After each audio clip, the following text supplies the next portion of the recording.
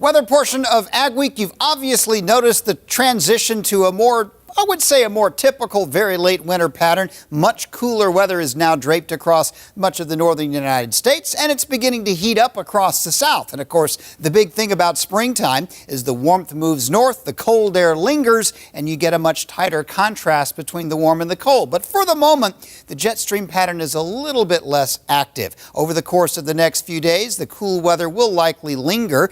There is an interesting split out across the Pacific Ocean with two parts of the jet, and I do look for that to kind of overspread much of the western U.S., which will eventually create, I think, a much more benign, a much more quiet weather pattern. The Arctic air will, for the most part this week, remain up in Canada. May get a little chilly in the northeast at times. And with this pattern setting up, it's not going to be a particularly active week in terms of storms, although there will be early in the week a few chances. Later in the week, things are going to settle down. Let me show you.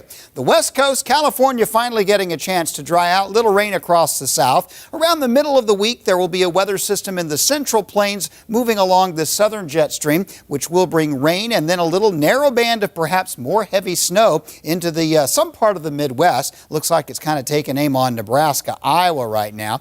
And the rains will likely linger in the southeast, but for the most part, this is going to end up being a fairly dry week setting up. With the jet stream split across the west, there just is not going to be a lot of room for precipitation. So as we get to the second half of the week, the whole nation may in fact go a couple of days without any precipitation at all.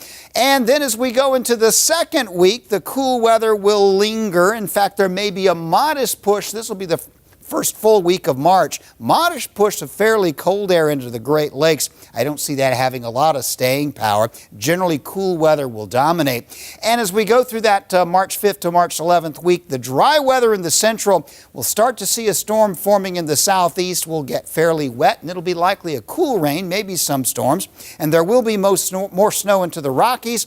But the far west coast is likely to stay dry, and most of the Great Plains, upper Midwest, except for maybe down around the Ohio River Valley, will likely stay fairly dry. South America will continue its drier than average stretch.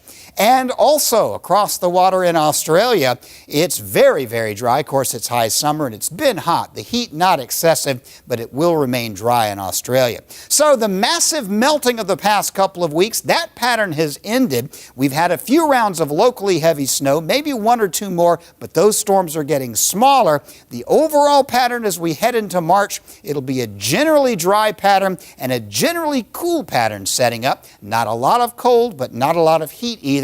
And also, for the time being anyway, not a lot of precipitation.